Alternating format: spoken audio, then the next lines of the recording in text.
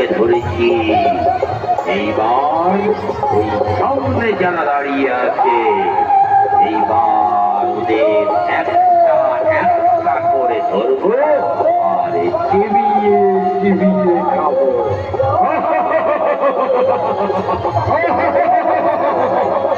একেবারে সামনে যে ছেলেটা দাঁড়িয়ে আছে, আগে ওটাকে ধরে খাবো।